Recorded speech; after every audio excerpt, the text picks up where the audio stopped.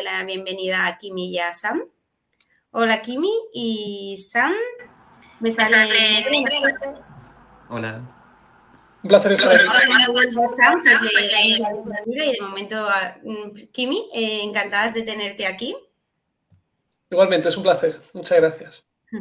Nada, lo primero te vamos a preguntar a ti, porque mientras se van conectando los otros dos invitados, si no sería, Steph, no sé si quieres preguntar tú algo así para comenzar, o comenzamos con nuestra pregunta general que siempre hacemos, que ¿qué sería para ti la sostenibilidad? Pues la sostenibilidad, o sea, yo lo veo desde un punto de vista histórico, es reconocer primero que hemos tenido unos modelos de producción y de consumo muy extractivistas, muy productivistas, por encima de las biocapacidades que tiene el planeta. Y entonces la sostenibilidad justamente es revertir ese proceso histórico del sistema económico, de la forma en la que están hechas nuestras sociedades, para ir hacia unas sociedades que sean respetuosas del medio ambiente. Entonces, es ir en línea con, digamos, la lógica del desarrollo sostenible, es decir, que tengamos sistemas en los que se respeta al mismo tiempo la economía, el medio ambiente y también el bienestar social. Pues una respuesta bastante completa, ¿no, Steph? No, sí, muy completa. Y bueno, para empezar, ¿no?, introducir el debate, ¿qué es para ti el cambio climático? Pues el cambio climático actual es, digamos, una alteración de los fenómenos climáticos en la Tierra, o sea, por ejemplo, el aumento de la frecuencia de fenómenos climáticos extremos debidos a la cantidad de gases de efecto invernadero y entre ellos el dióxido de carbono que emitimos en la atmósfera. Es decir, es finalmente una desregulación del clima y de los ecosistemas causadas por la acción del ser humano en el planeta. Perfecto. Perfecto, mira, ya tenemos por aquí a Sam, vamos a meterle y así ya somos uno más. Hola Sam, encantada de saludarte. Habíamos preguntado a Kimi qué era para él la sostenibilidad y el cambio climático. ¿Para ti qué serían estos dos conceptos? Por un lado, el cambio climático es lo que estamos sufriendo desde las últimas más de 30 años y las consecuencias que vamos a seguir sufriendo durante nuestra vida. La sostenibilidad es, por un lado, lo que los gobiernos y empresas quieren lavar, una palabra con lo que quieren lavar sus acciones, y lo que necesitamos un cambio hacia un sistema más sostenible. Genial. Estefanía, ¿para ti qué es el cambio climático? ¿Tú también que estás como activista de Fridays for Future? Bueno, pues un poco, ¿no?, como introducido, ¿no?, en nuestra pequeña introducción, vaya la redundancia, y como han comentado mis compañeros, pues al final el cambio climático, que parece un tema y un tecnicismo así como súper tocho, yo creo que se puede resumir perfectamente, ¿no?, en que en un periodo muy corto de tiempo, ¿no?, están sucediendo, ¿no?, muchos cambios, ¿no?, climatológicos adversos, ¿no?, en el mundo en donde nos hallamos y encontramos, y al final eso lo que está provocando son unas consecuencias directas en nuestro bienestar, en la forma en que vivimos, ¿no?, y cómo las personas, dependiendo en el lugar donde están, pues se ven más o menos afectadas, ¿no? Al final tienes un problema también, ¿no?, geográfico, ¿no?, porque al final en algunas zonas afectan más rápidamente que en otras, y pues básicamente, ¿no?, antes he explicado, ¿no?, desde la teoría más pura, y era bajándolo un poco, ¿no?, a los hechos, ¿no?, y a cómo afecta a nuestro bienestar. Al final se puede definir, ¿no?, en que vamos a tener cambios en nuestras formas de ser, de estar y de vivir en el mundo, y de una manera más desagradable, ¿no? Al final, el que haya sido el verano más caluroso de la historia, no creo que a nadie le haya gustado, no creo que sea una buena forma de vida, ¿no?, y de estar, y entre otras cosas, pues es uno de los efectos, ¿no?, más directos que estamos viviendo a día de hoy. Bueno, para no alargarme. ¿Y cuáles serían, según vosotros, los primeros retos a los que nos enfrentamos? Según tú, Kimi, ¿cuáles estarías tú percibiendo los principales retos que tenemos dentro del cambio climático? Pues lo cierto es que el cambio climático genera múltiples crisis y tiene diversas consecuencias. Yo creo que digamos, el reto principal que supone el cambio climático es un reto de adaptación. Y lo digo porque es que son las consecuencias más graves. Por ejemplo, si cogemos consecuencias en la salud, es curioso que en el debate público se habla mucho de seguridad, siempre hablamos de seguridad, pero, por ejemplo, la tasa de homicidios en España es de 400 personas al año, más o menos. Pues bien, si vemos las consecuencias de las olas de calor en términos de muertes, estamos entre 5.000 y 6.000 por año, con este año que seguramente vaya a batir un récord, es decir, más de 10 veces más. Y si nos vamos a la contaminación atmosférica, hablamos en España nada más de 40.000 muertes, es decir, 100 veces más que la tasa de homicidios. Entonces, aunque sí, el cambio climático tiene muchísimas consecuencias, yo creo que una de las más graves es a la salud pública, a la salud de los seres humanos, y hay muchísima gente que está muriendo a causa del cambio climático. Para ti, Sam, más allá de la salud pública, ¿cuáles serían el resto de consecuencias? ¿Cuál pondrías tú la primera? Pues además de lo que está diciendo Kimi, de que obviamente es un gran riesgo todo el impacto directo que tiene sobre las personas, las crisis que ya estamos sufriendo, como la crisis energética, estamos viendo precios de petróleo, de gas históricos, y también la crisis alimentaria, que sabemos que media España en los próximos años va a ser desertificada y ni siquiera vamos a poder cultivar nuestra propia comida. Sí, ¿nos puedes indagar un poco más sobre esto que nos estás comentando de la crisis alimentaria para que las personas que nos están escuchando y no lo sepan, por qué va a pasar esto de la desertificación y cómo va a dar como consecuencia la crisis alimentaria? Bueno, como hemos estado viendo, toda la parte de España se está calentando, está aumentando la temperatura, estamos consiguiendo climas que serían propios del desierto del Sáhara, y eso lo que va a hacer es que en España, que concretamente Almería se considera como la huerta de Europa, vamos a perder todas las cosechas, ya perdimos el 40% de las cosechas este verano, y vamos a seguir con eso, pero aumentando, es decir, en los próximos años nos vamos a quedar sin tierra para cultivar, sin lo que hemos cultivado, y las importaciones tampoco van a servir porque en otras partes del mundo van a estar igual que nosotras o peor. Y una de las cosas por las que pasa esto es concretamente por lo que va a Futuro Vegetal, que el gobierno sigue financiando macroindustrias que están destrozando los suelos y que prefieren un beneficio a corto plazo y aún sabiendo las consecuencias a largo plazo. ¿Y cómo se podría prevenir esta desertificación de zonas como Almería a día de hoy? Prevenir como tal del todo no se puede porque sabemos que las consecuencias no las podemos evitar como tal, podemos paliarlo. Una de ellas sería la soberanía alimentaria. Necesitamos que las personas en cada sitio sean capaces de cultivar su propia comida, deshacernos de las industrias que sabemos que son destructivas, que el propio gobierno sabe que son destructivas, y hacer una transición hacia un sistema alimentario social y ecológicamente justo, basado en plantas. Genial. Y Estef, por tu parte, ¿cuáles serían así más los retos que estás viendo en el cambio climático? Y también si puedes traer como algo de Cantabria o que nos esté pasando más cerca, porque al final la gente que nos escucha está muy relacionada con nuestra tierra. Bueno, por no ser un poco redundante y no hablar de las cosas que han comentado mis compañeros, bueno, te respondo por separado porque, bueno, los retos es cierto que se pueden abordar desde una manera más global y otra más local.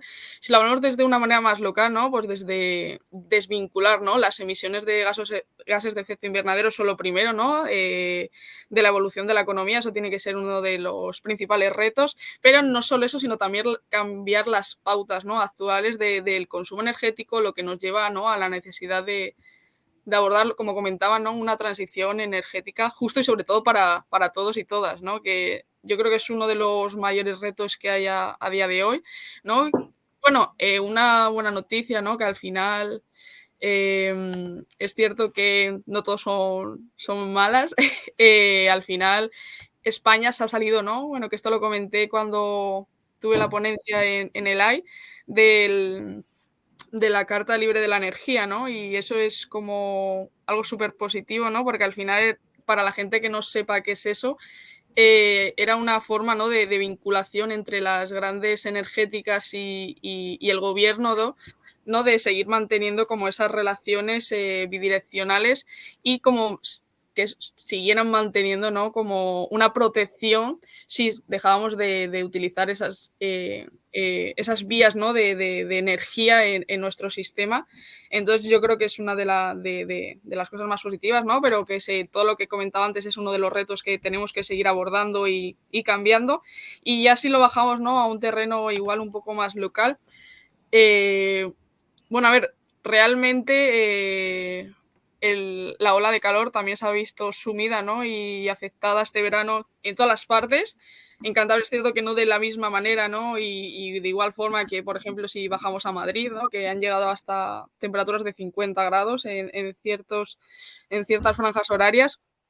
Pero aún así hemos vivido como unos récords históricos en nuestra zona para cómo es Cantabria. Yo creo que es una de las cosas que más me han afectado, ¿no? Y que más directamente he visto, ¿no? Y luego desde inundaciones que hemos visto hace 2 años, ¿no? En un periodo corto de tiempo, como muchas masas, ¿no? Y muchas inundaciones, ¿no? Que no sé si os acordáis, Ana, Sam, que vosotros sois de aquí, de hace 2 años, ¿no? Como se sumaron inundaciones en muchas zonas, ¿no? de Cantabria en periodos muy cortos de tiempo, ¿no? Que al final el cambio climático, el principal efecto que tiene, ¿no? Es que haya muchos cambios climatológicos adversos a la zona de donde es en un periodo muy corto de tiempo. Es como algo de lo que se ve más directamente, que luego si lo sumas en el largo plazo, pues es como toda esa suma, ¿no? de efectos que no deberían estar. Y no sé, que me alargo un poco. No sé si quiere comentar algo, Sam, Kimi, cómo la han visto Sam aquí en Cantabria o Kimi desde Málaga, Francia, o de así una manera más local y cercana. ¿Te refieres a los impactos del cambio climático, verdad? Eso es. Sí, pues aquí, por ejemplo, en París también estamos teniendo temperaturas récord. Cuando estuve también en Santander, que fue mi primera vez allí, creo que para ser el norte de España también estábamos en una situación totalmente excepcional en términos de temperaturas. Entonces, claro, eso evidentemente tiene consecuencias. Es más, antes hablábamos de la agricultura. Pues según digamos, los datos y los informes que se han hecho para el ODS 13, se dice que por cada aumento de 1 grado adicional en la temperatura, se reduce la producción de cereales en un 5%. Pero en otros casos, como lo ha dicho muy bien Sam, es que nos damos cuenta que ni siquiera esos datos reflejan la realidad, porque hay producciones, por ejemplo en Málaga, ¿no? por irme a nivel local, o a Andalucía, la producción de la uva ha caído en picado. Entonces sí, estamos ante un problema muy grande en términos también de soberanía alimentaria. Y luego quería reaccionar también a una cosa que has dicho, que es sobre el Tratado de la Carta de la Energía, porque en ese sentido el gobierno de España sí ha hecho bien. Y es más, hay países que nos han seguido, que han seguido el ejemplo que hemos dado, como Francia, que a los pocos días también se salió. Pero también demuestra esto algo, y es que hay que luchar contra un sistema y una lógica que es muy perniciosa, porque además este tratado lo que hacía era proteger toda la inversión extranjera en combustibles fósiles. Pero no solo eso es lo importante, sino que además es que establecen tribunales de coordinación privados, es decir, fuera del ámbito nacional, que pueden castigar a países. En España eso ha generado que ya del dinero público hayamos pagado 1.000 millones como compensación a todos los que tenían inversiones. Y ya lo último que quiero decir, para que veáis cómo de retorcidos son estos tratados, es que hay una cláusula de retroactividad que va a durar, me parece que son 20 años. Italia se salió en 2016 y aún hoy tiene demandas en esos tribunales privados. Entonces, menos mal que nos hemos salido, pero ojalá seamos capaces de seguir luchando contra todas esas, digamos, lógicas que nos preceden y que lo único que hacen es proteger los combustibles fósiles. No, totalmente. Y algo como súper importante, ¿no? de ese tema es que al final, quienes iniciaron, ¿no? Que intentaran cambiar ¿no? ese tratado, bueno, más que cambiar, los pioneros a que saliéramos de ellos fueron grupos, ¿no? de accionistas de las calles, desde Greenpeace, ¿no? que todos conocemos y otros que se sumaron también desde Fridays, Extinction Rebellion y otros grupos de activistas, ¿no? Para que han llevado años en las calles y ha sido como algo súper, como, no sé cómo decirlo, un logro, ¿no? Para todos los ecologistas que salimos, ecologistas, activistas, preocupadas, ¿no? Por el medio en el que nos hallamos, ¿no? Que haya por fin ocurrido, ¿no? Esa súper buena noticia, ¿no? Que has comentado, que es una barbarie, ¿no? El que hayamos estado hasta hace prácticamente mes y medio sumidos y adheridos, ¿no? A ese tratado. Nada, no me extiendo más, era para puntualizar. ¿Y qué otros pequeños logros se están logrando en España dentro de la lucha contra el cambio climático? Así, alguno más allá de la salida de este tratado, alguno así que se os venga en mente. Bueno, digamos que a nivel legislativo tenemos la ley de cambio climático, que si bien es insuficiente, bueno, ya es un cierto avance, o sea, más vale tarde que nunca, ¿no?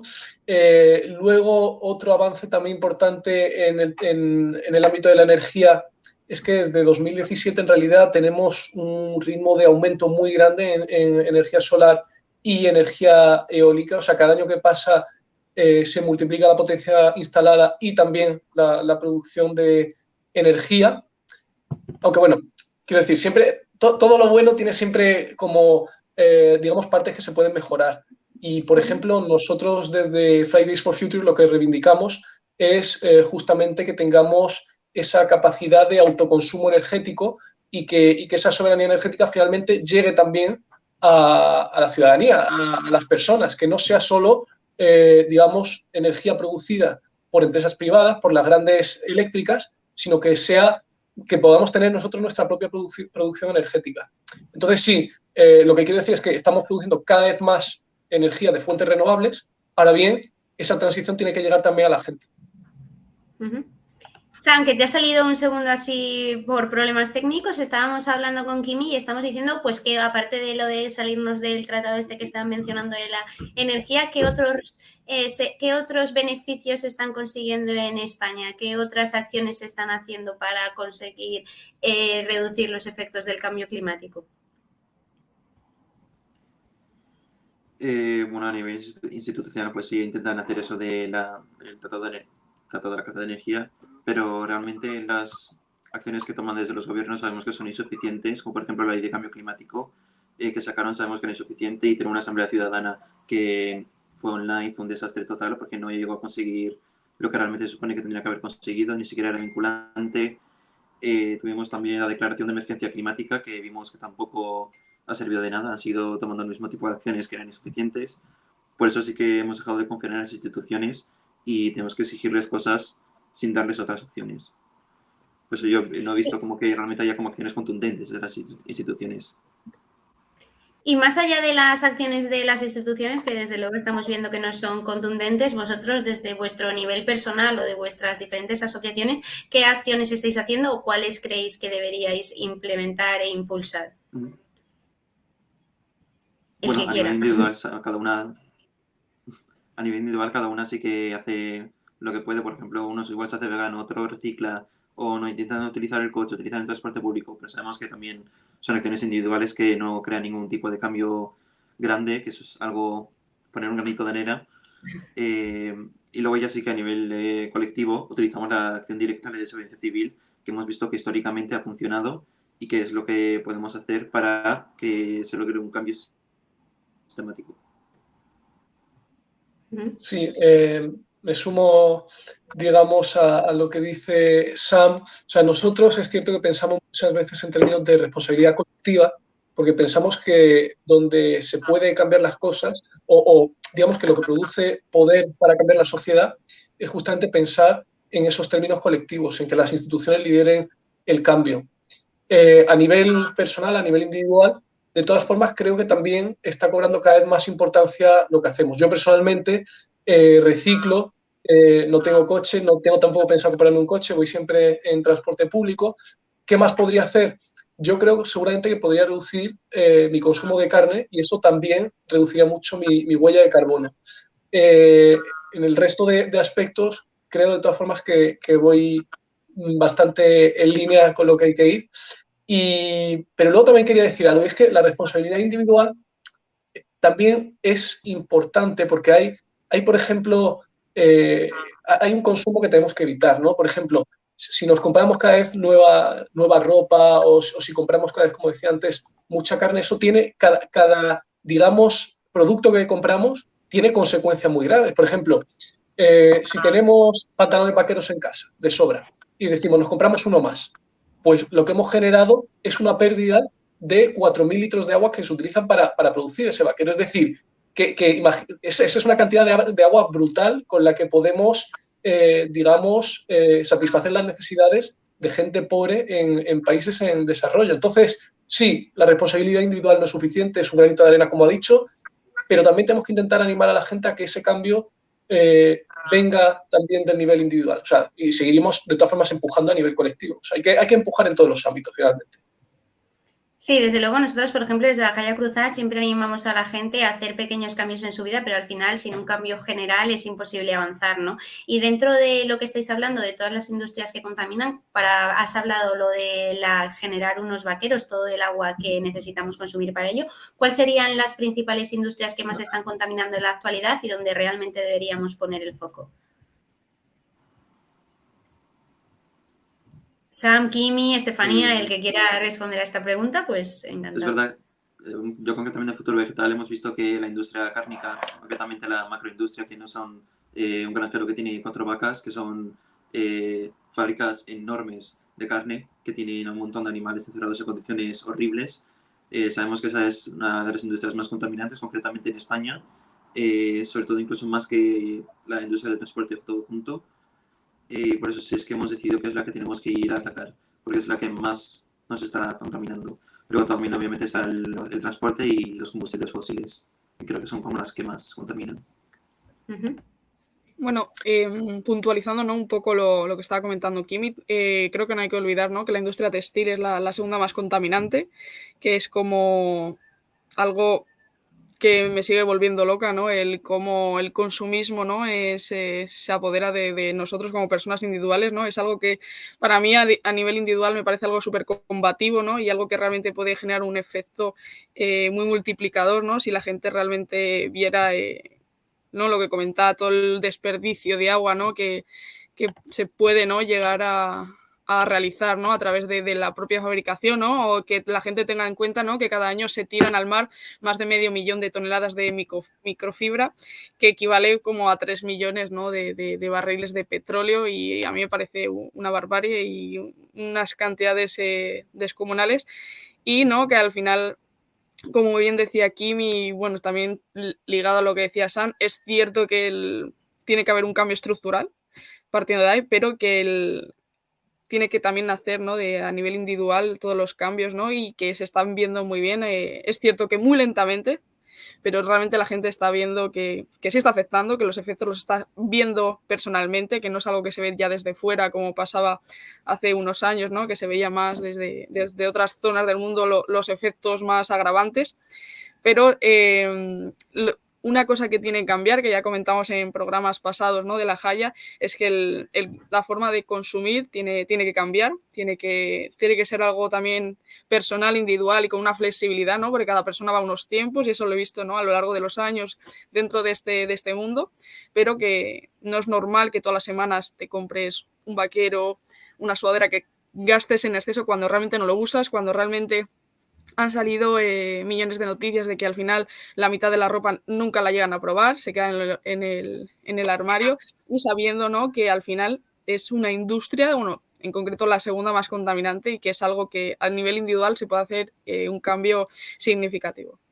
Os dejo a vosotros. Sí, yo ya lo último sobre industrias contaminantes. Hay muchos estudios que señalan que finalmente unas decenas de empresas energéticas de producción de combustibles fósiles tienen la mayor parte de la responsabilidad histórica en emisión de gases de efecto invernadero.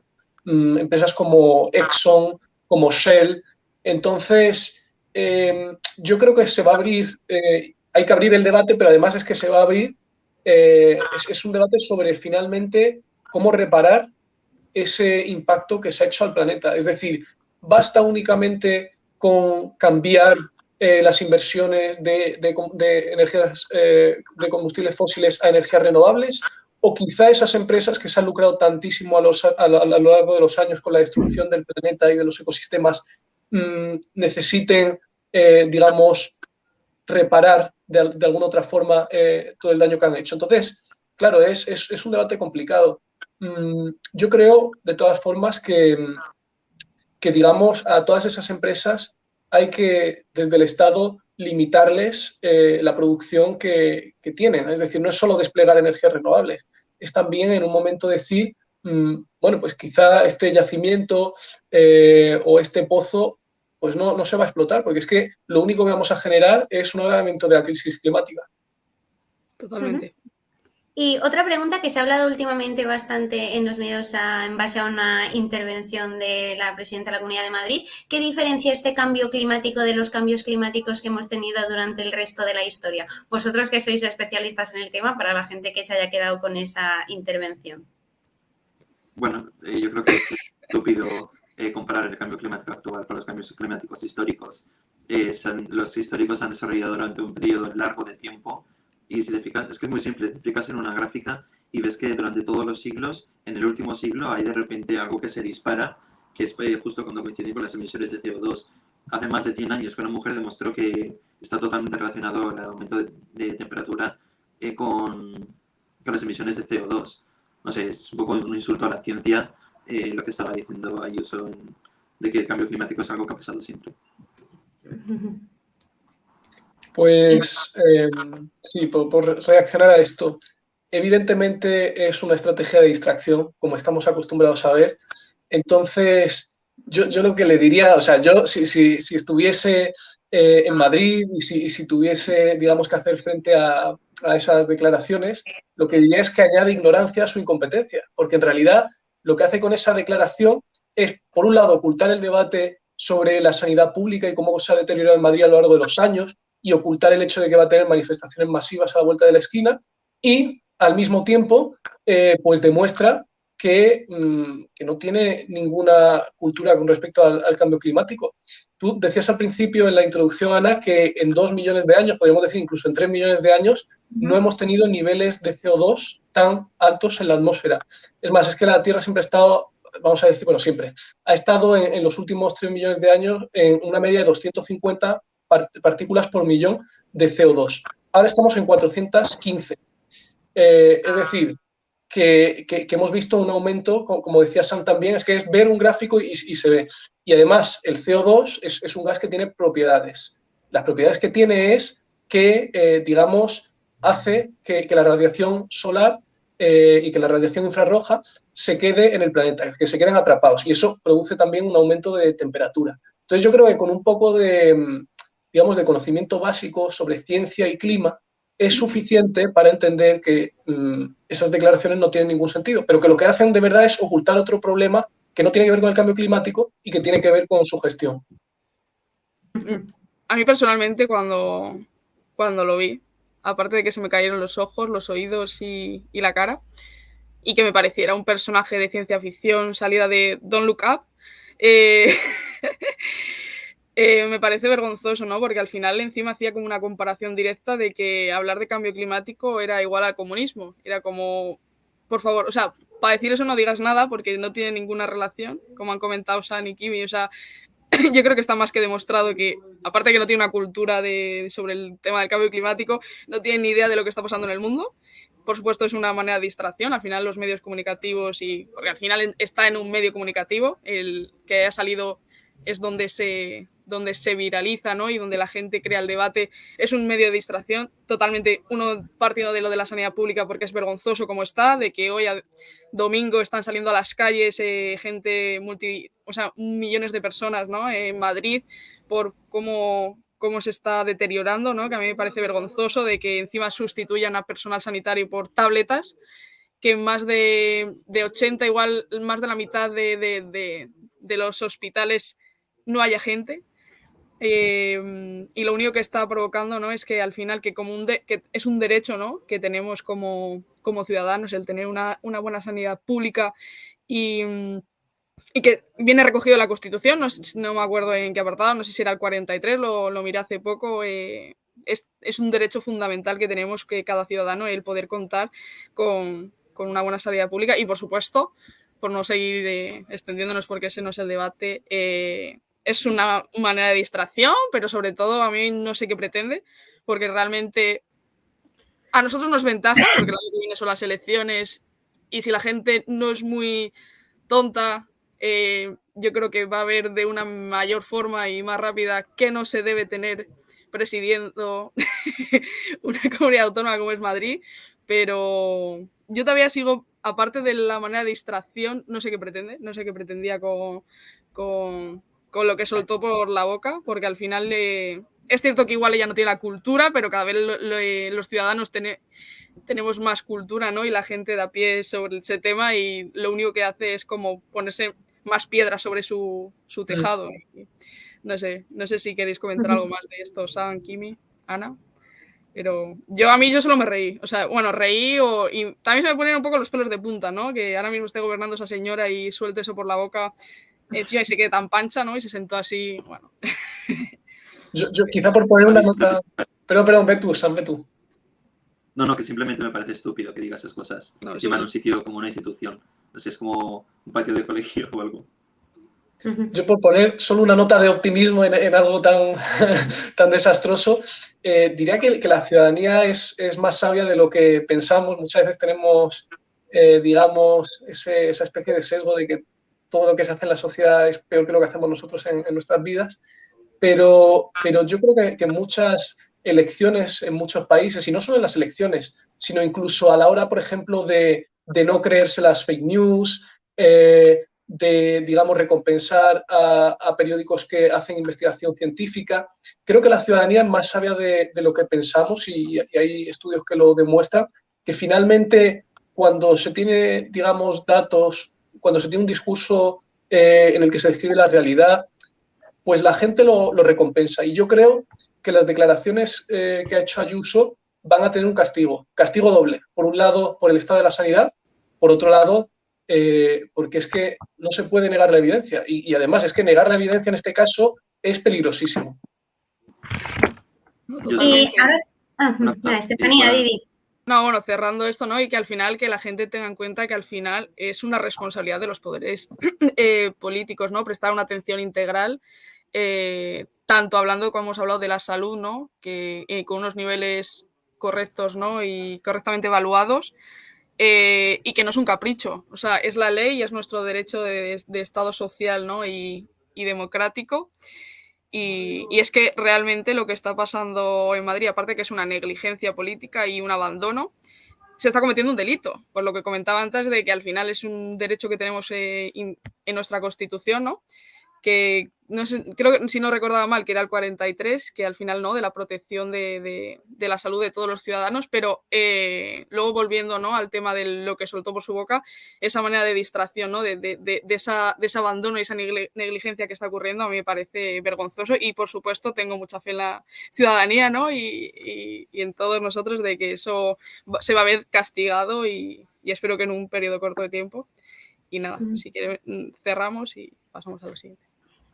Sí, estábamos hablando también un poco, durante todo el debate hemos hablado también de las consecuencias del cambio climático que hemos dicho, pues las sequías intensas, la escasez de agua, los incendios. Si podéis entre todos pues intentar abordar un poquito, echar un poquito más de información sobre estos grandes titulares de va a haber sequías intensas, va a haber aumento del nivel del mar, pues simplemente desarrollarlo un poquito más y si tenéis algún dato que nos podáis decir de las diferentes consecuencias para que la gente pues se quede con una cifra, con una imagen, porque al final... hablar mucho, pues igual dicen, mucha información, pero con algunos datos que la gente creáis vosotros que tiene que saber sobre cuáles son las consecuencias directas. ¿Quién quiere empezar? Sí. Pues si queréis empiezo yo en esto también. De nuevo, cuando nos vamos a los datos que se han hecho para el ODS 13, vemos que se habla... o sea, se estima que máximo se puede llegar a un nivel de subida del nivel del mar de 63 centímetros al ritmo actual de aumento de emisiones. Y lo que hay que decir es que, digamos, o sea, el otro día salía además un dato interesante en el telediario que decía que cada centímetro de aumento del nivel del mar o cada 10 centímetros de aumento del nivel del mar en zonas planas, lo que suponen es 1 metro más de costa que se come el mar. Bueno, pues digamos que si el aumento del nivel de temperaturas fuese incluso mayor de lo que se espera en el ODS 13 y nos vamos a 1 metro de subida, o incluso estando entre medio metro y 1 metro de subida, ya eso tiene consecuencias para millones de personas. Y por irnos a países concretos. En Holanda, donde muchas zonas ya están por debajo del nivel del mar, eso sería peligrosísimo. Habría que proceder a evacuaciones, la gente evidentemente no podría vivir en esas zonas, pero luego si nos vamos a Asia, nos encontramos con situaciones aún peores. O sea, hablamos de que con 1 metro de subida del nivel del mar, prácticamente la mitad de Vietnam estaría debajo del mar. Y esos son millones de personas que también hay que evacuar. Pero luego, si nos vamos a Bangladesh, es una situación aún peor, en el sentido de que India ya se está anticipando a la ola de refugiados que se va a producir como consecuencia del aumento del nivel del mar y está construyendo, digamos, un muro, una barrera, para que esos refugiados no puedan pasar de Bangladesh a la India. Entonces, esa es, digamos, una de las consecuencias, que es la subida del nivel del mar, que, como digo, va a tener consecuencias para millones de personas. En España, de nuevo, por intentar buscar algo medio positivo a todo esto, en España no vamos a estar tan afectados, porque somos un país con mucho relieve, pero luego si nos vamos por zonas, sí que va a haber ciudades más afectadas. Barcelona y Valencia son 2 de ellas, con lo cual, de nuevo, aquí lo que hay que hacer es pues, un trabajo de mitigación, de reducir nuestras emisiones, y un trabajo también de adaptación, de saber qué es lo que vamos a hacer para luchar contra ese aumento del nivel del mar. ¿Cómo nos vamos a adaptar? Muy interesante. Y Sam, por tu parte, ¿algún otro tema más allá de, por ejemplo, la subida del nivel del mar que estaba comentando ahora Kimi recientemente?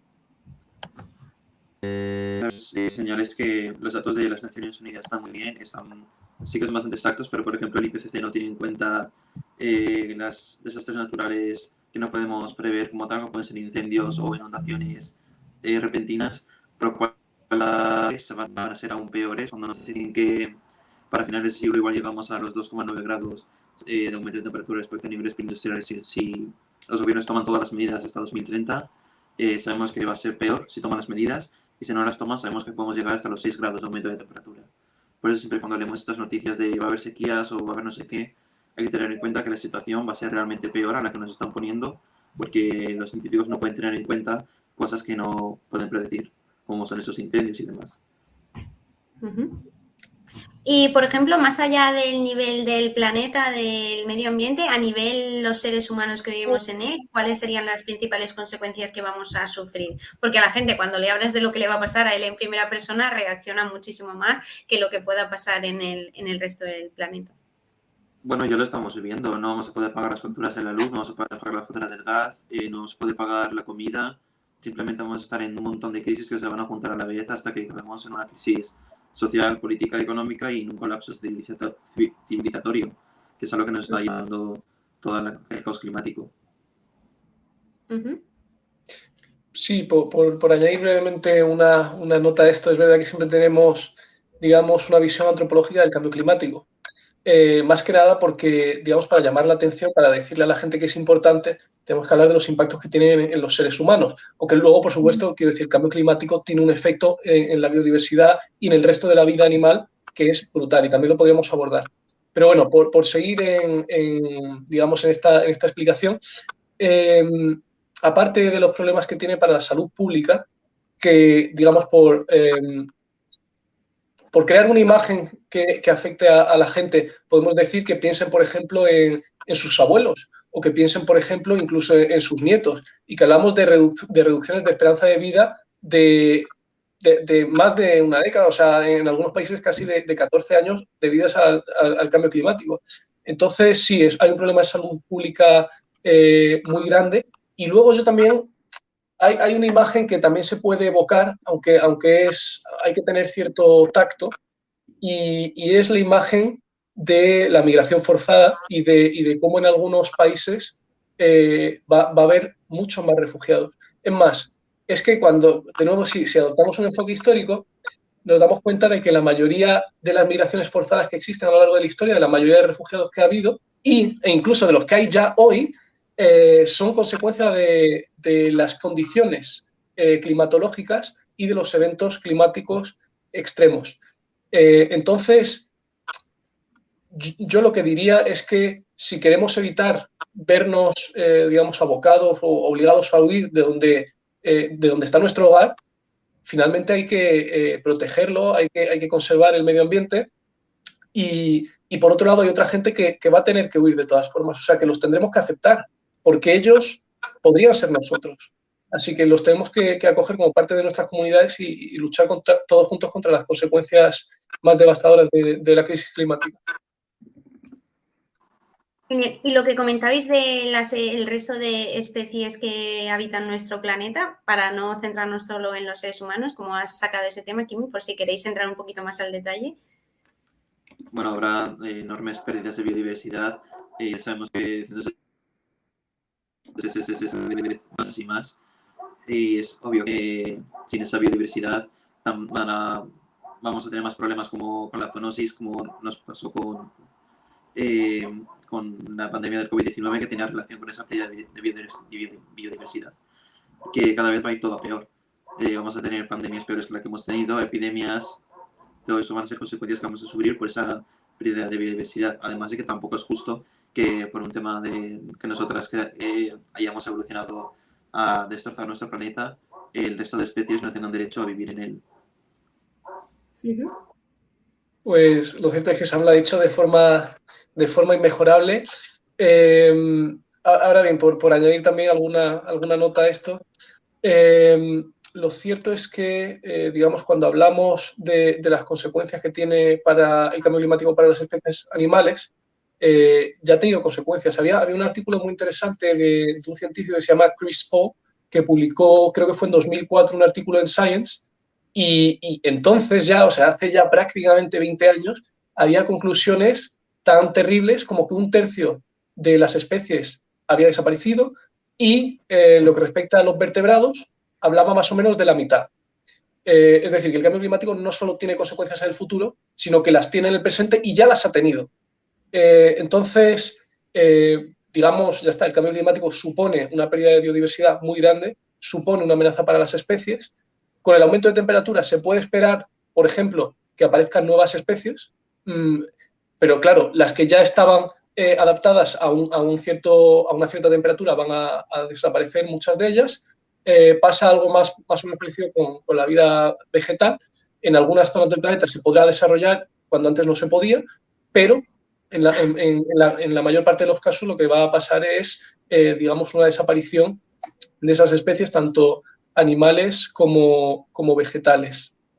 Y digamos, por tener una última reflexión sobre esto, es que hay, digamos, especies que no van a poder... me he perdido en mi hilo de pensamiento, no pasa nada, luego lo retomamos. No pasa nada. Una pregunta que no... bueno, Steph, no sé si querías decir algo. No, yo creo que íbamos a decir lo mismo, ¿no? De la pregunta de... No, que nos preguntan... Sí, adelante. Nos preguntan por el chat que qué es más correcto decir, según nuestra opinión. ¿Ciclo climático o cambio climático? Bueno, no sé si queréis contestar, pero por supuesto desde mi opinión, y creo que va a ser la misma, cambio climático. Al final hay que entender que un ciclo climático, ¿qué es? ¿No? Es que la Tierra, ¿no? Bueno, el clima, ¿no? Se enfría y se calienta, ¿no? Desde la formación de la Tierra, ¿no? Desde hace 4.600 millones de años. Y luego hay que entender, ¿no? Que lo que estamos enfrentando ahora, ¿no? Que el cambio climático es como una variación global de ese clima de la Tierra que es un fenómeno que estamos, ¿no? Causando nosotros como la acción de las personas y se produce, ¿no? Sobre todos los parámetros climáticos, desde la temperatura, las precipitaciones y diferentes efectos climatológicos, y no solamente en el punto, ¿no? de que se calienta o se enfría el propio clima, ¿no? Y que se debe sobre todo principalmente a nuestras propias acciones como individuos en el mundo. No sé si alguien más quiere ¿Qué Sí. opináis vosotros de ello? Más que un ciclo o un cambio, es una crisis climática lo que estamos viviendo. Ya no simplemente es que esté cambiando el clima o que haya aumentado temperaturas y demás, es que estamos literalmente en una crisis y en una emergencia en la que si no actuamos vamos a morir. Cierto.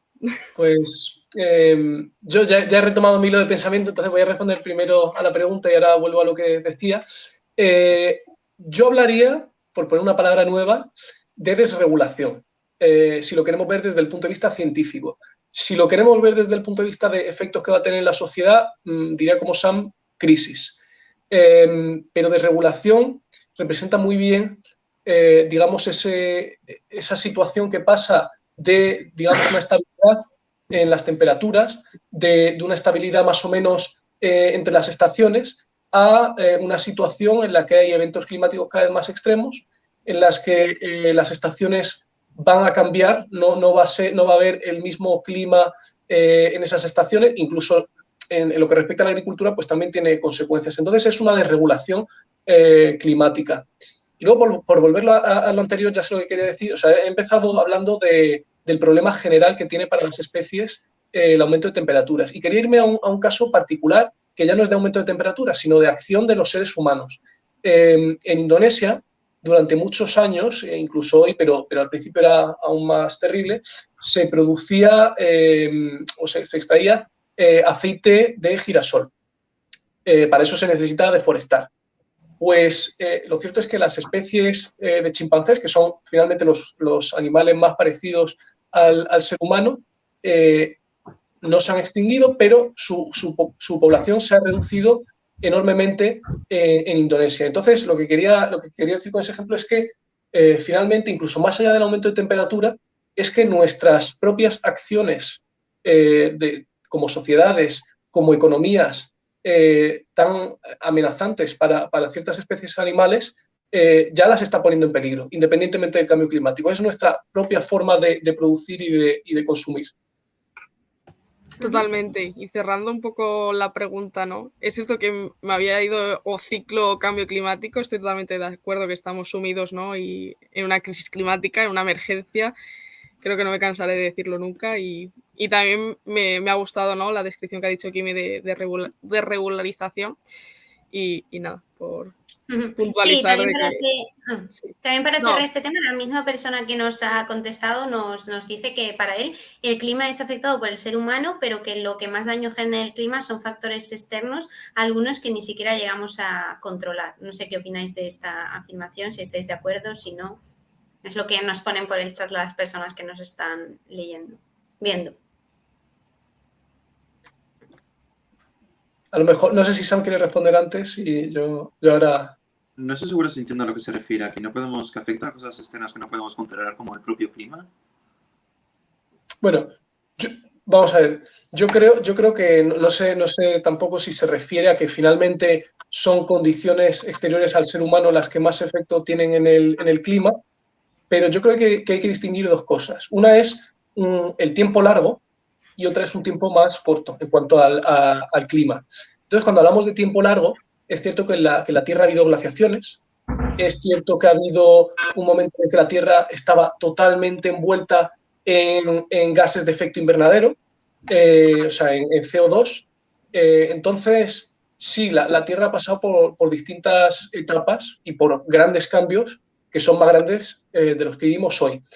Ahora bien, por volver a lo que también decía Estefanía, y Sam también lo decía, estamos en un momento en el que esos cambios se están produciendo de forma muchísimo más rápida, muchísimo más acelerada que en cualquier tiempo en el pasado.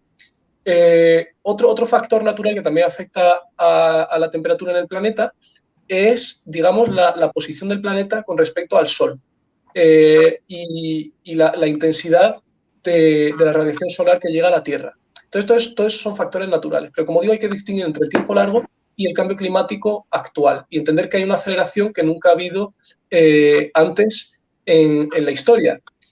Y yo creo que lo que nos cuesta entender a lo mejor, porque es que es algo es una conclusión tan alucinante que es que no nos la podemos ni creer.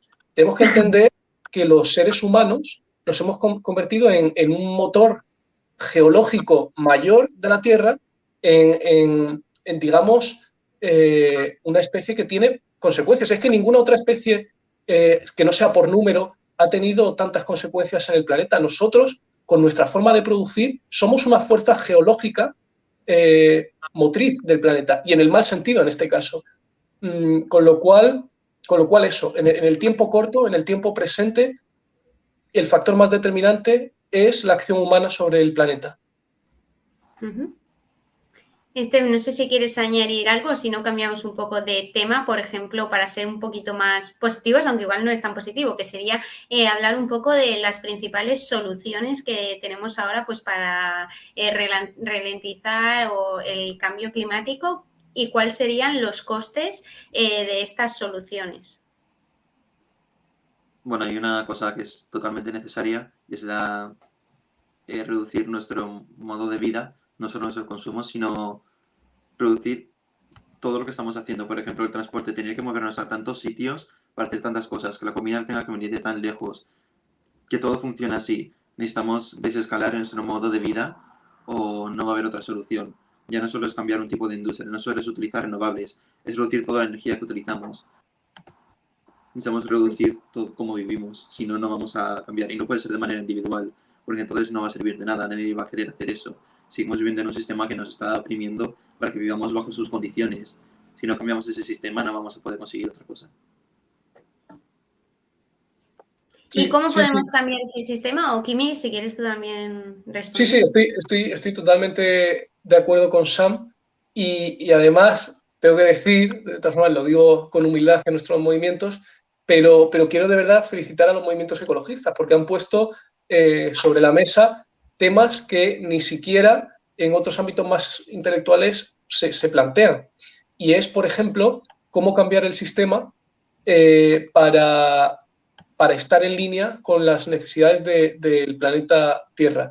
Y me refiero a esto porque decía Sam, es que no basta solo con cambiar la industria, no basta solo con desplegar energías renovables, y esa es la verdad. Entonces, los movimientos ecologistas tienen la valentía de pensar en qué tipo de economía, de forma más sistémica, de forma más estructural, puede no dañar el planeta. Entonces, yo creo que las claves son, por un lado, actuar en la energía, aunque no es suficiente, pero por un lado actuar en la energía, y eso significa desplegar más energías renovables, con el problema también que estamos viendo en cuanto a la demanda de minerales críticos, una demanda que se va a multiplicar por 6 si tenemos que cumplir con los objetivos fijados en el Acuerdo de París. Y por otro lado, decirnos que no solo basta con cambiar nuestro modo de producir energía, también hay que tener la valentía de quizá empezar a hablar de decrecimiento. O al menos que sea un tema serio que se analice, no únicamente por movimientos ecologistas, sino también en el debate académico, en el debate empresarial, en los debates de todos los países. Y hay que avanzar hacia otro tipo de economía. Es decir, yo estoy totalmente en línea con la idea de la economía circular. Creo que muchos países del mundo también intentan transitar hacia eso, pero hay que pensar que no solo basta con reciclar, reutilizar y volverle a dar valor a lo que eran antes residuos y desechos, sino que va a haber que reducir, porque no tenemos la suficiente capacidad de reemplazar las energías fósiles por energías renovables. No la tenemos. No hay suficientes minerales críticos en la Tierra para eso. No hay suficiente, capacidad de producción, porque las energías renovables son energías intermitentes, con lo cual, en un momento lo que hay que plantearse es qué consumo reducimos. Y lo que hay que hacer es eso, un plan de reducción para saber, qué aspectos son prioritarios, qué aspectos son necesidades humanas y qué aspectos son solo lujos superfluos que no nos podemos permitir en un planeta que está enfermo. Totalmente. Yo, por puntualizar, ¿no? y acabar con este tema, estoy totalmente de acuerdo con vosotros dos, y sobre todo el agradecimiento, ¿no? a los grupos de activistas, ¿no? y de personas que quieren hacer un cambio, ¿no? Y también por mi parte agradecerlo, ¿no? Porque yo al final también estoy dentro de ello, y es de agradecer, ¿no? y de mencionar. Y luego, ¿no? Hay que tener en cuenta, ¿no? Una cosa que leí un día que se me quedó, ¿no? Que la vida en la Tierra, ¿no? puede recuperarse de un cambio climático importante, ¿no?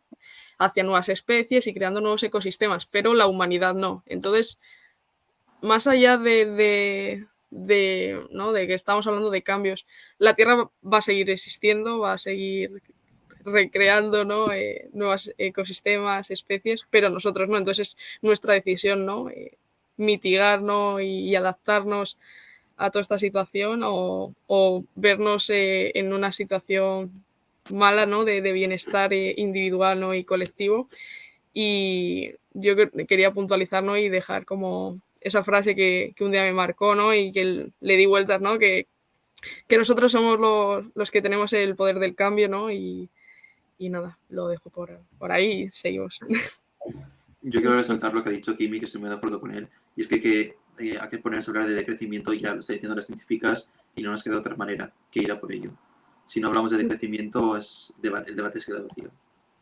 Totalmente, y encima es algo que desde el IPCC, ¿no? del Informe Intergubernamental de Expertos del Cambio Climático, lleva diciendo y advirtiendo, ¿no? que es algo que tiene que estar, no es algo a debatir, sino es algo que ya tiene que formar, ¿no? como un cambio estructural en nuestras formas de consumir y relacionarnos, ¿no? con nuestro entorno, y algo a dejar en claro, ¿no? que la única solución viable en el futuro es un cambio en nuestra manera de vivir y coexistir, y tiene que existir el decrecimiento, eso por supuesto. Y hablando de soluciones que estamos hablando ahora está teniendo lugar la COP27, de la que también vamos a hablar más en detalle luego Estefanía y yo. En teoría, la COP es un lugar en el que se reúnen las más altas esferas y un montón de activistas también, de diferentes entidades, empresas, gobiernos, para dar soluciones al problema que estamos viendo del cambio climático. Ahora Kimi, por ejemplo, ha salido, pero Sam, para ti, la COP27, ¿cuál es tu opinión de esta cumbre? La COP27 es otro gran greenwashing de todas las instituciones y empresas que iban haciendo durante 28 años. Mismamente este año estamos viendo que lo patrocina Coca-Cola, nada más y nada menos. Es estúpido pensar que van a conseguir un cambio desde allí. Sabemos que hay un 25% más de personas de lobbies. Es decir, si invitan a más personas de lobbies que afectadas por la crisis climática, es como si en una convención contra el tabaquismo invitases al CEO de Marlboro. No tiene ningún sentido. O sea, el propio problema se supone que va a solucionarnos todo, cuando sabemos que el problema se beneficia de ello. Una respuesta muy clara y contundente. Kimi, por tu parte. Sí, o sea, era una pregunta sobre la COP27. Sí, era sobre la COP27.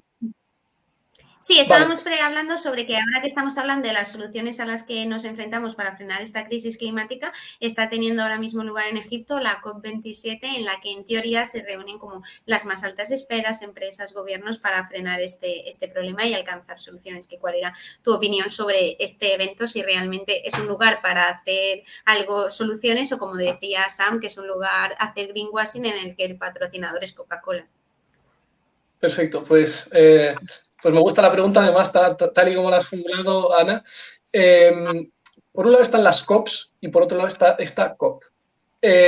¿Por qué? Porque esta COP se produce en un contexto muy particular, con una guerra en Ucrania, con, digamos, unas tensiones que nunca han sido tan altas en las últimas décadas entre Estados Unidos, Rusia y China.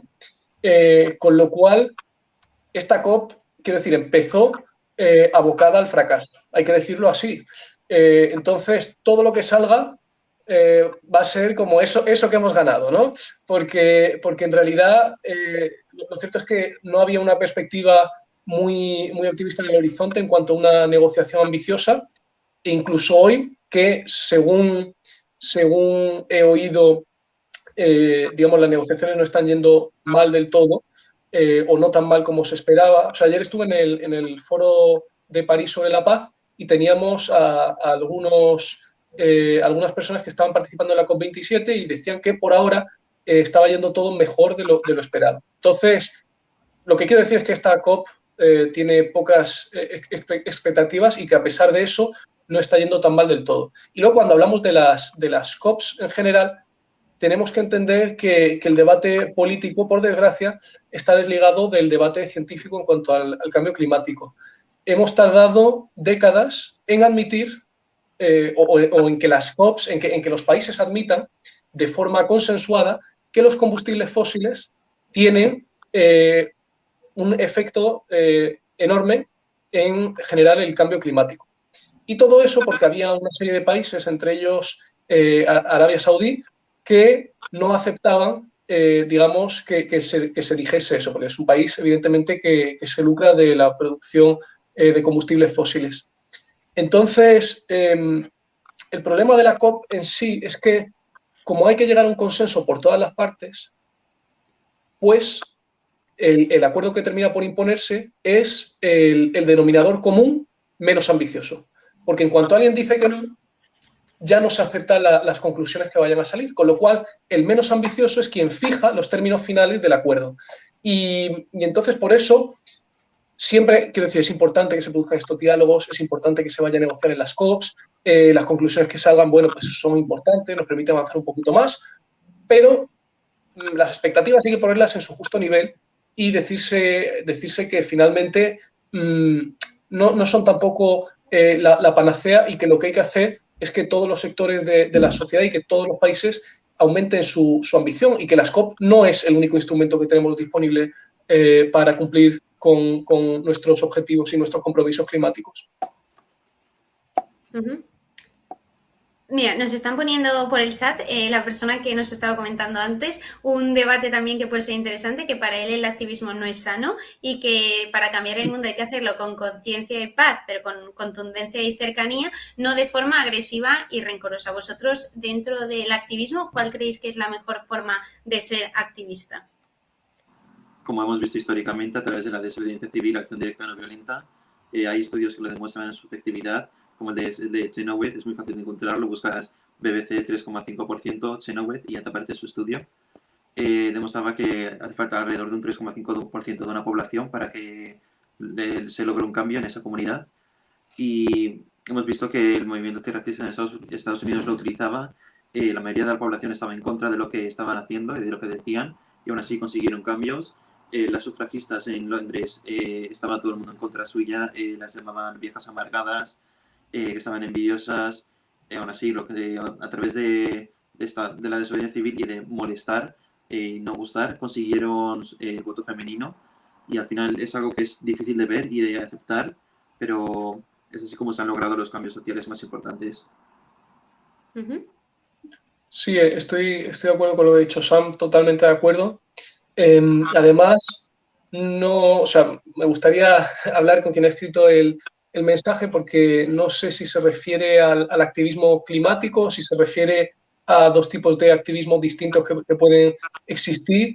Yo al menos creo que en Juventud por el Clima, Fridays for Future, estamos más en la segunda línea que dice él, es decir, en un activismo pacífico, pero al mismo tiempo estamos determinados. Y lo que dice Sam, pues tiene mucha razón, es decir, hay siempre ejemplos que pueden decir, bueno, a veces la violencia es más eficaz o a veces los métodos pacíficos son más eficaces.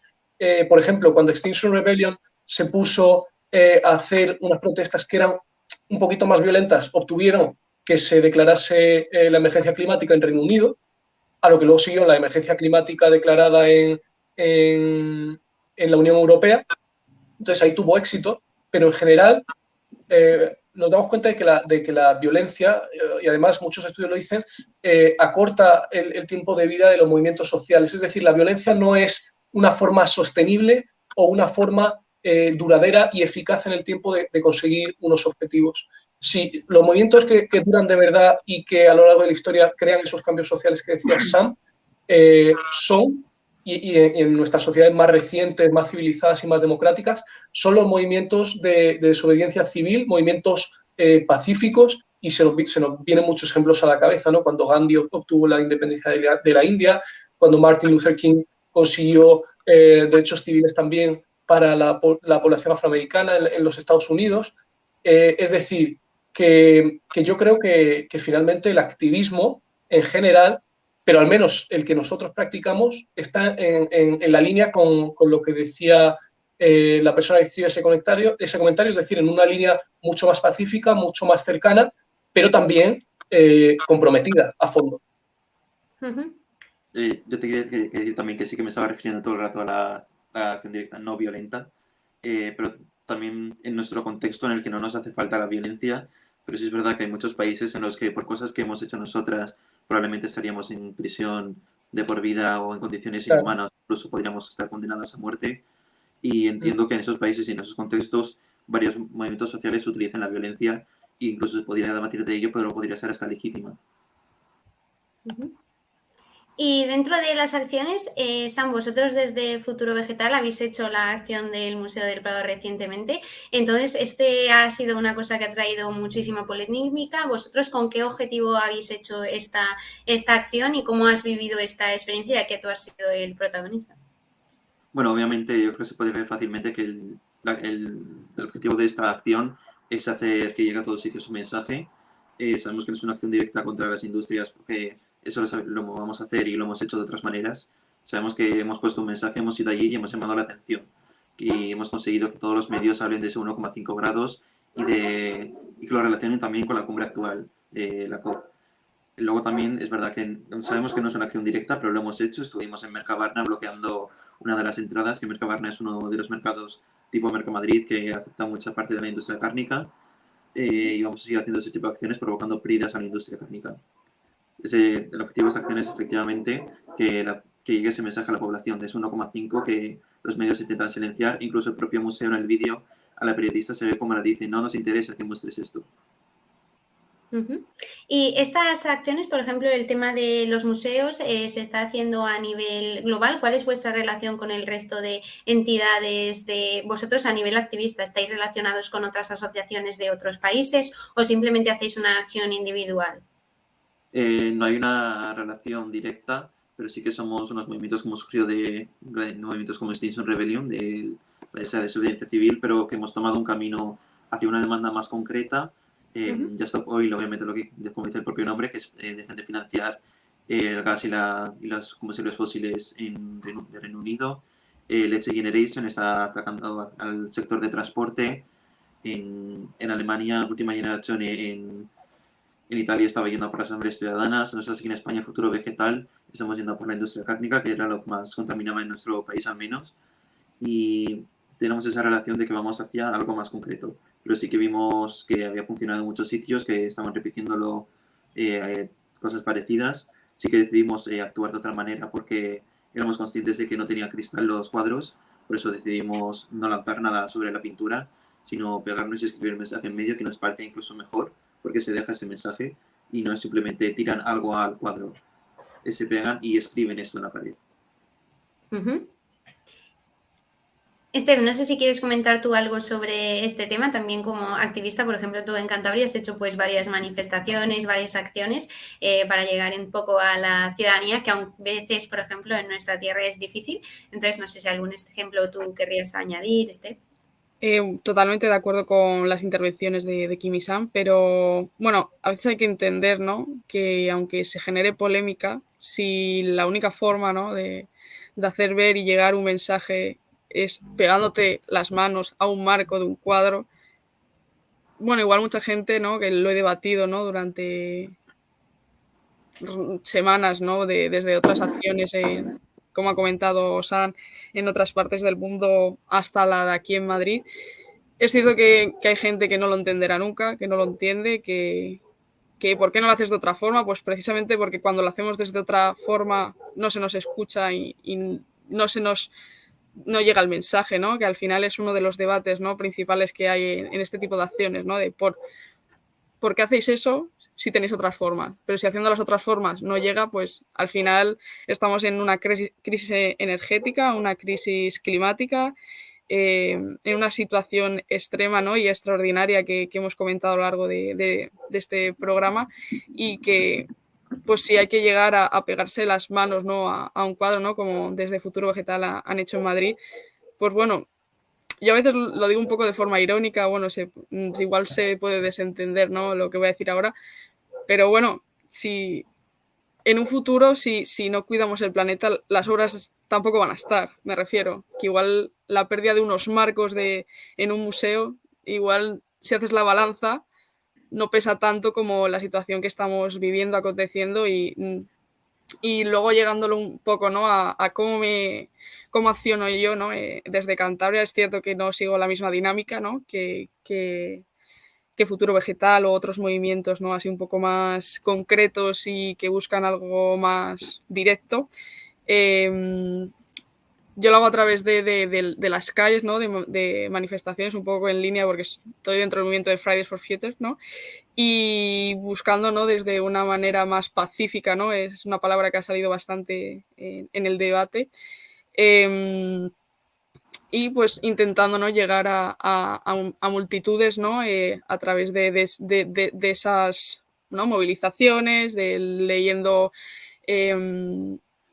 el propio manifiesto, realizando acciones más visuales, ¿no?, desde una que hicimos de consumismo igual a colapso, que participaste tú, Ana.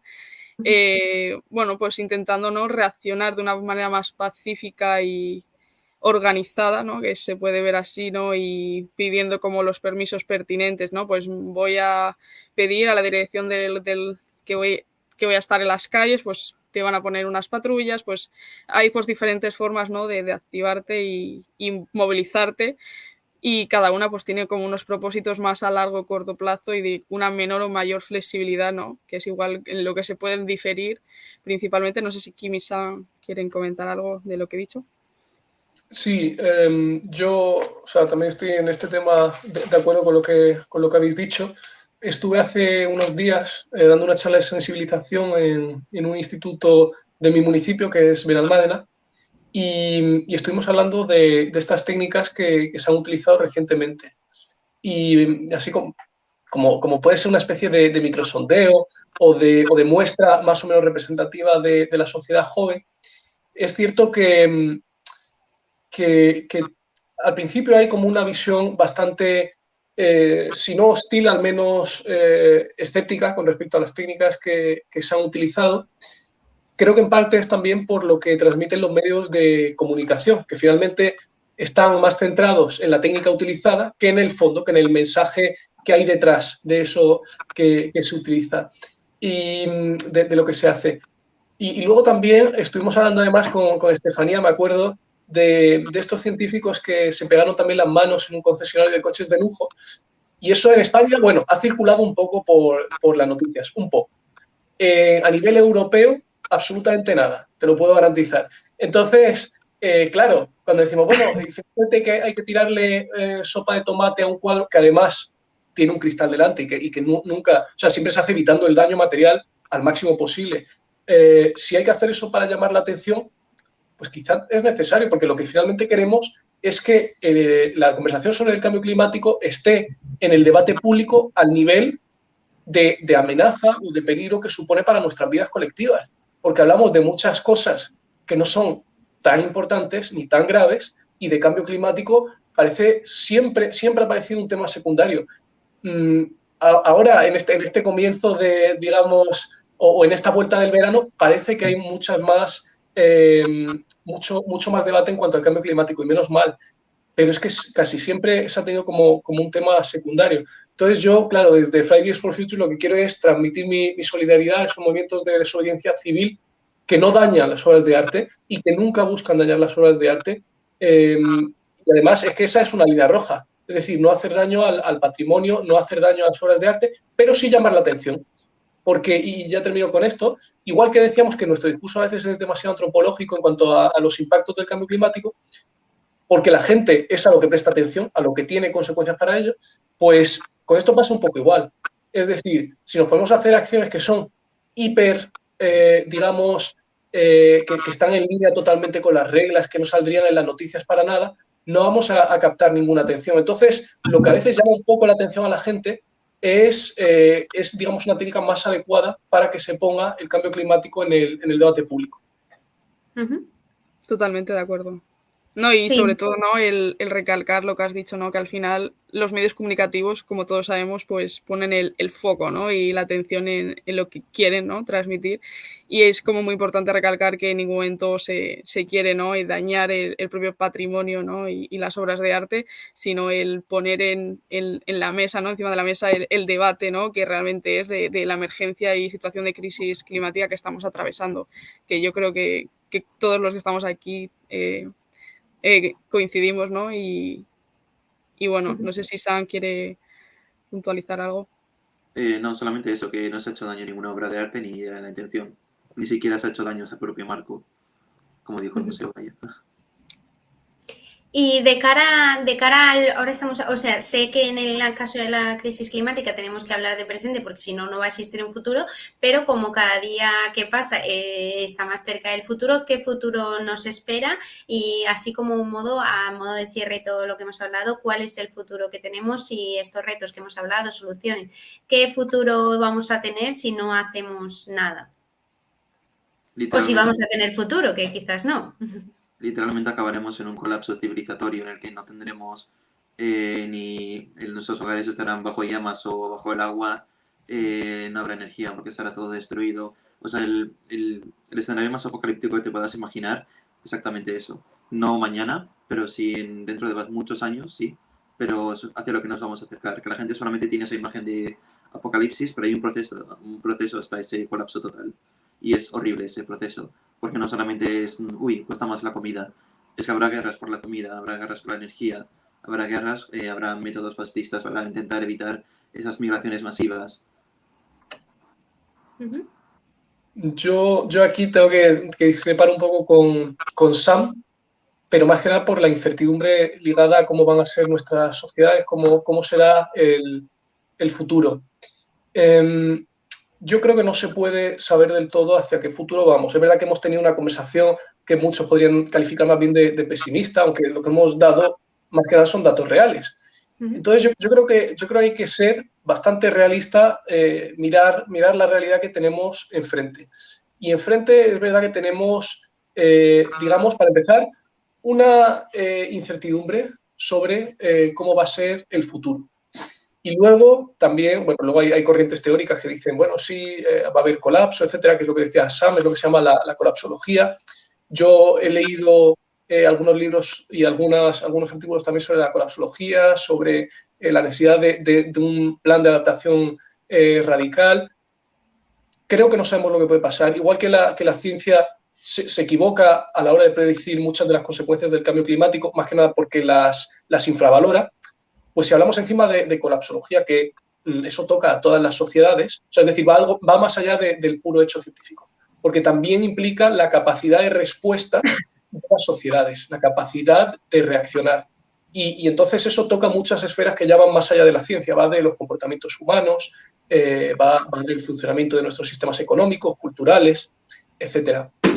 Entonces, yo el camino que veo, si intento ser realista, es posiblemente un aumento de temperatura de entre 2 y 3 grados, porque además es uno de los escenarios más probables que hay, pero incluso dejando a un lado el aumento de temperatura, ¿no? y dejando a un lado también, vamos a decir, las amenazas en un aumento de entre 2 y 3, que luego hablamos de todo lo que es pasar puntos de inflexión, etcétera, etcétera, pero dejando toda esa parte más numérica a un lado, yo creo que vamos a un futuro que climáticamente y medioambientalmente, va a poner más desafíos, va a ser un mundo más complicado que el actual, eso está claro. Creo, y tengo fe en la humanidad, creo que muchas veces la humanidad se ha enfrentado a desafíos enormes y los ha podido resolver. Creo que este puede ser el caso y creo además que va a ser el caso. Creo que nos vamos a adaptar, creo que nos vamos a organizar para hacer frente a las peores consecuencias. Pero también hay que subrayar que es posiblemente el desafío más grande que tiene la humanidad frente a sí misma. Tengo esperanzas y además es que es el único camino, tener esperanza y esforzarse porque el futuro que tengamos sea mejor. Totalmente, totalmente de acuerdo con lo que han comentado los dos. Es cierto que hay diferentes escenarios, no podemos enfocarnos solo en uno porque realmente dependiendo de cómo reaccione la sociedad, ¿no? Y cómo tome en serio esta situación que estamos atravesando, lo solventaremos de una mejor o peor manera. Pero bueno, sobre todo hay que recalcar, ¿no? De que para que eso suceda hay que actuar ya. O sea, algo que he comentado y que comento siempre que trato estos temas es que el cambio climático está aquí. No es algo, ya es un debate que ya eso se se ha olvidado, ¿no?, de que va a venir, no, ya está, y hay que empezar, sobre todo, algo que se ha comentado también durante todo el programa, de que hay que accionar individualmente, también de manera colectiva, porque sin la manera de accionar comúnmente no vamos a ningún lado, y sobre todo pues tengo también un poco como la visión de Kimi intentando ser esperanzador, ¿no?, de, bueno, podemos mitigarlo, bueno, y más adaptarlo, porque la mitigación ya casi no se trata, pero sobre todo podemos adaptarnos, ¿no?, a la situación que vamos a vivir. Y bueno, también está, ¿no?, la posibilidad que dice Sano del colapso, ¿no?, y de que es una posibilidad factible, no, si no accionamos y no nos dirigimos hacia donde hay que hacerlo. Perdona, Ana, sigue. Sí, no, y un tema que hemos comentado alguna vez en la Jaime Cruzada, que es que, por ejemplo, cuando se para la acción humana, la Tierra, por ejemplo, se vuelve a regenerar. Entonces, yendo un poquito más al súper futuro, si, por ejemplo, la especie humana se extinguiera, ¿cómo creéis que sería la situación? Esto ya es como imaginar, ¿creéis que la Tierra se regeneraría por sí misma y volvería a nacer? Es algo súper futurible y que no lo vamos a saber, pero ¿cuál es vuestra opinión? Porque como nos estamos centrando mucho en los seres humanos, entonces, más allá de eso, si nos extinguimos nosotros. Yo me supongo que la Tierra en algún momento se regenerará, pero le llevará mucho tiempo. Al igual que le costó desde el Big Bang, tardó muchísimo tiempo en crearse la Tierra como la conocemos, pues una vez esté entera justificada en un caos climático que ya hemos provocado, tardará mucho en regenerarse. No sé si creará nuevas especies como la humana, pero yo creo que sí puede regenerarse. Yo creo que primero hay que decir que se han extinguido ya muchas especies a lo largo del tiempo, no solo por el cambio climático, por otras razones, y tienen un cierto tiempo de vida. Hay especies que duran más, especies que duran menos. Claro, ojalá todo durase siempre, ¿no? Pero los seres humanos somos también una especie animal. En el tiempo muy, muy largo nos podemos extinguir. No sé, y sinceramente no creo que el cambio climático vaya a ser lo que nos haga extinguirnos, porque siempre habrá gente que sobreviva, igual que siempre habrá especies que sobrevivan al cambio climático. Ahora bien, poniéndonos en esa situación hipotética, es que cada situación climática tiene posibilidades para ciertas especies. Y si se extinguiese la especie humana, estamos hablando de algo totalmente hipotético y no quiero decir a la audiencia qué es lo que va a pasar, pero es algo hipotético, siempre habrá especies que vivirán en esas condiciones climáticas. Y la Tierra sí, o sea, es muy probable que se regenere o que al menos pueda ir hacia atrás en ciertos procesos que han generado el cambio climático, no en todos. O sea, hay bosques que se convertirán en sabanas y no se va a poder hacer nada. Hay glaciares que se fundirán y a lo mejor no se volverán digamos, a regenerar. Pero sí hay, digamos, oportunidades de que haya nuevas especies que vean la luz, que vivan. Y por lo tanto, sí, o sea, más allá del ser humano, es muy probable que haya vida en la Tierra y que la Tierra sobreviva incluso a nuestra especie. Sí. Por tu parte, que siempre solemos hablar de este tema, de que, por ejemplo, durante la pandemia pues se regeneraron varias cosas. ¿Alguna conclusión que quieras añadir? Bueno, un poco en línea con lo que comenté hace un rato, ¿no? Que los ecosistemas van a seguir regenerándose, estemos nosotros o no, y de una manera conocida o no sabemos eso cómo va a ser si desaparecemos hipotéticamente, pero por supuesto estoy muy de acuerdo con Kimi lo que ha dicho, que hay especies que van a subsistir por cómo están constituidas y van a seguir estando, pero es cierto, ¿no?, que lo que decías tú, ¿no?, que hay que dejar sobre la mesa de que la humanidad puede desaparecer, pero la Tierra va a seguir funcionando y va a seguir generando y formando ecosistemas, estemos o no, ¿no? Y bueno, por lo menos es mi opinión o según lo que me he movido y he leído y he estudiado, pues mi punto de vista. Y para ir cerrando un poco este debate, ¿como alguna conclusión general con la que queréis que las personas que nos están escuchando se queden? ¿Cuál sería vuestro cierre? Que la desobediencia civil, acción directa no violenta es necesaria y les animo a unirse a Extinction Rebellion, Rebelión Científica, Futuro Vegetal, o que creen su propio movimiento, pero que necesitamos que cada vez seamos más y necesitamos actuar ya. Kimi, por tu parte. A mí me gustaría motivar a la gente que nos escucha y decirles que hay mucho por lo que luchar. Tenemos que luchar por nuestras familias, tenemos que luchar por nuestros amigos, tenemos que luchar por la gente que vive con nosotros, por nuestros animales, por la tierra, por la vida en la tierra. Es decir, es tanto por lo que hay que luchar y es finalmente una misión al mismo tiempo enorme, pero también muy bonita y muy gratificante, que creo que esa batalla la tenemos que dar, independientemente de cómo sea el futuro. Tenemos que tener esperanza, porque hemos sido... El ser humano es una especie que tiene conciencia de sus propias debilidades, de sus propias vulnerabilidades, y por lo tanto esa capacidad nos da también un poder de mejorar el mundo, de cambiar el status quo, el estado actual de las cosas, y tenemos que tener esperanza y decirnos que si aplicamos los cambios a nivel individual, si luchamos por cambios a nivel colectivo, si presionamos a las instituciones, si estamos ahí frente a la misión de nuestra generación, pero a la misión de todas nuestras sociedades, si cumplimos esa misión, posiblemente podamos evitar el caos climático y además, lo digo de nuevo, es digamos, la misión más motivadora que tenemos y más motivante que tenemos por delante de nosotros. Por tu parte, ¿alguna conclusión antes de despedir a Kimi y a Sam? Pues yo dar las gracias a Sam y a Kimi, estoy totalmente de acuerdo, ¿no? con las conclusiones, ¿no? De que tanto Sam, de que hay que actuar, ¿no? Y hay que movernos y a través de los grupos de diferentes de activismo, ¿no? Que tienen diferentes formas, ¿no? de incidir, ¿no? en esta problemática. Les invito también a que se muevan, ¿no? Y a se movilicen, eso por supuesto. Y un poco también en línea con Kimi, pues es cierto, ¿no? De que hay que tener esperanza, hay que tener fe. Yo si estoy en donde estoy y movilizándome por lo que me movilizo es porque tengo esperanza y fe de que podemos hacer algo. También Sam, yo creo que está en Futuro Vegetal, en Extinction Rebellion, en Rebelión Científica, porque también cree en un posible cambio, ¿no? Todos los que estamos aquí.